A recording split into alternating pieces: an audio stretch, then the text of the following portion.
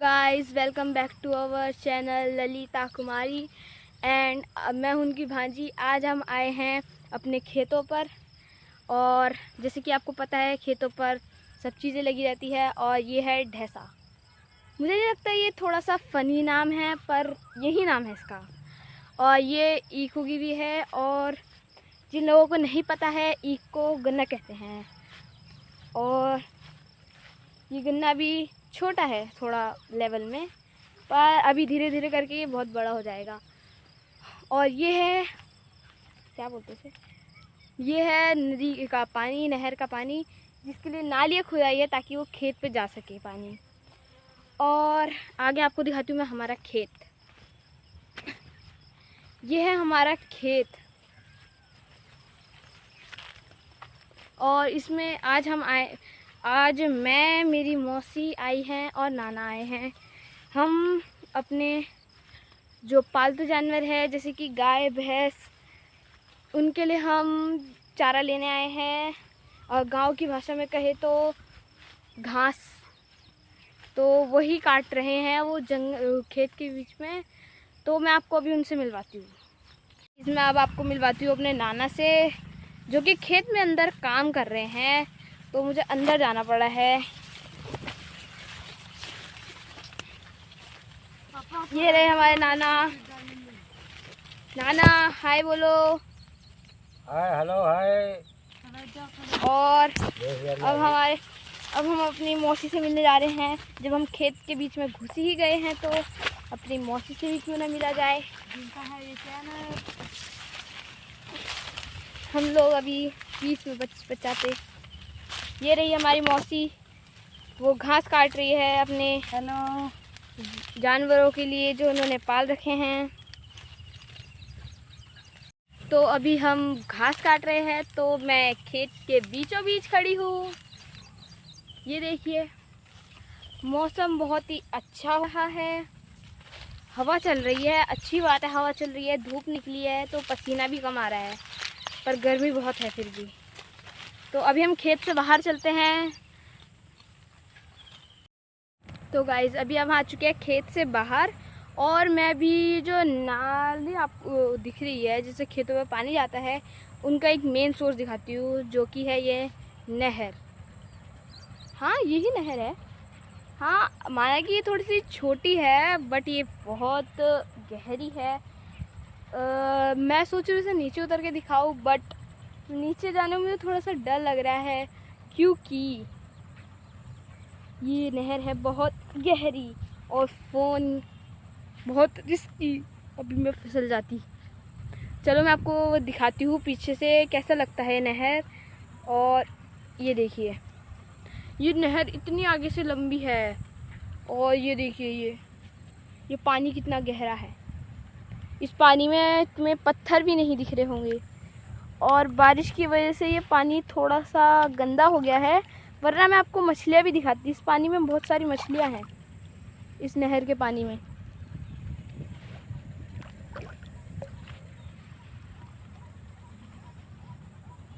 जैसे कि मैंने आपको दिखाया ये नहर है। तो वैसे तो हमारे गांव में बहुत सारी नहरें हैं, पर ये उनमें की सबसे छोटी और सबसे गहरी नहर है। और जैसे कि यहाँ पे आपको पता ही है, यहाँ खेत है, यहाँ पे हमारा खेत है और उससे आगे एक और वहाँ पे भी हमारा एक खेत है।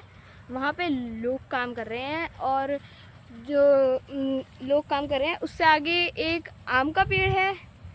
हाँ हमारे खेत के अंदर ही आता है वो। तो हम उससे आम तोड़ के जाके कभी चटनी खाते हैं, कभी आम का अचार बनाते हैं। मतलब बहुत सारी चीज़ें जो आम से बनती हैं वो हम बना के वहाँ से खाते हैं। और अगर आपको भी आम चाहिए तो आइए हमारे गांव, क्योंकि हमारे गांव में आम के पेड़ों की कमी है नहीं। क्योंकि अगर मैं आपको दिखाऊं तो यहाँ पे भी 3-4 आम के पेड़ तो आपको दिख ही जाएंगे। जैसे कि ये सामने जो आपको दिख रहा है ये है एक आम का पेड़, और इधर की साइड जो छोटा वाला ये भी आम का पेड़, और आगे की तरफ वहाँ पे बहुत सारे आम के पेड़ है। ये जो इतने दिख रहे हैं ना, ये सारे आम के पेड़ हैं, और इधर आगे भी बहुत आम के पेड़ है। तो आपके मन में यही सवाल आ रहा होगा कि क्या वो मालिक, आम के पेड़ के जो मालिक हैं, वो हमें आम तोड़ने से डांटते नहीं हैं? डांटते तो नहीं है, क्योंकि इस टाइम के जो आम होते हैं वो पहले ही अचार के लिए बेच देते हैं, और जो बाद में बचे हुए आम होते हैं वो बच्चों को या उनके जो बड़े हैं या उनके दोस्त रिश्तेदार या कोई बाहर से बच्चा मांगने आता है तो उन्हें दे देते हैं आम, क्योंकि वो आम ख़राब ही हो जाएंगे। तो इसलिए वो दूसरों को आम दे देते हैं कि दूसरे भी खाएं वो आम, और उन्हें भी पता चले कि हमारे आम कितने टेस्टी होते हैं। तो बस अभी हम इंतज़ार करते हैं नाना नानी के, आई एम सॉरी, मेरी मौसी और नाना के आने का, क्योंकि वो है खेत के बीचों बीच। देखिए गाइस, अगर आपको वो दिख रहे हैं वो वहाँ पे हैं, इधर की साइड कहीं पे। तो यहाँ पे अगर आपको दिख रहे हैं तो ठीक है, वरना तो मैं आपको बता देती हूँ, वो खेत के बीचों बीच घास काट रहे हैं अपने पशुओं के लिए या कहीं ढोरों के लिए। गांव की भाषा में यहाँ के जानवरों को ढोर कहते हैं, जो कि ढोरों में आते हैं बैल, गाय, बछड़े उनके, और वगैरह वगैरह सब। तो इसी तरह हम इंतज़ार करते हैं अभी, क्योंकि उन्हें आने में थोड़ा टाइम लगेगा। तो गाइस अब इंतज़ार ख़त्म होता है, क्योंकि अब हम घर जाने वाले हैं घर, तो हमें गर्मी कम लगेगी। तो मैं आपको अभी दिखाती हूँ जो घास है वो कितनी सारी काटी है। ये देखो, ये देखिए, अभी हमारा घास इकट्ठा होके बांध दी गई है एक चुन्नी में, जिसे गड्डी कहते हैं हमारे यहाँ। आपके यहाँ क्या कहते हैं कमेंट्स में बताइएगा कृपया। तो ये देखिए, बंध रही है अभी गड्डी। मेरे नाना गड्डी बांध रहे हैं और मेरी मौसी खड़ी हुई है। अभी हम घर जाएंगे और नाना बाजरा लेने और जाएंगे। और जिनको नहीं पता है बाजरा क्या होता है, मैं उन्हें भी बाजरा दिखा देती हूँ। बाजरा होता है कुछ ऐसा, हाँ ये ही होता है बाजरा। आपने देखा हो, अगर आपके यहाँ कुछ और बोलते हैं इसे तो अलग बात है, पर हमारे यहाँ तो इसे बाजरा ही बोलते हैं। ये थोड़ा थोड़ा दिखने में गन्ने के जैसा लगता है, ये देखिए, पर ये गन्ना नहीं होता है, क्योंकि ये एक जैसे उगा रहता है एक जगह ही। और आपको डिफरेंस दिखाती हूँ इसके बीच का ये डिफरेंस है। ये देखिए, गन्ने अलग अलग लगे हुए हैं और ये एक ही जगह पे लगा हुआ है, बहुत सारे एक ही जगह पे लगे हुए हैं। तो इसी का डिफरेंस है ये, मतलब इससे ही पता चलता है कि गन्ना कौन है बाजरा कौन है। मेरी मौसी गड्डी लेके आ रही है, ये देखिए। बहुत गर्मी हो रही है तो हम थोड़ा जल्दी निकले हैं। हमने आज एक ही गड्डी काटी है, वरना डेली की यहाँ पे 2-3 गड्डी आराम से कट जाती थी। ये है मेरी मौसी जो अब गड्डी लेके आ रही है, जैसे कि मैंने आपको पहले ही बताया था हमारे यहाँ गड्डी जाती है। तो अभी हम जा रहे हैं गांव की साइड।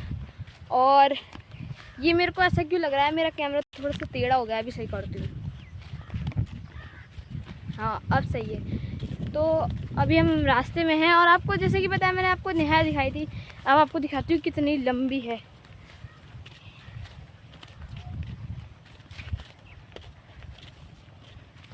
हवा बहुत तेज चल रही है।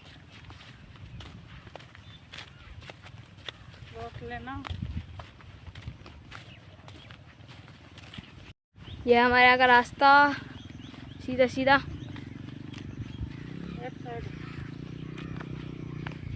होता है, खेत खत्म, और ये आ गया है हमारे स्कूल का गांव।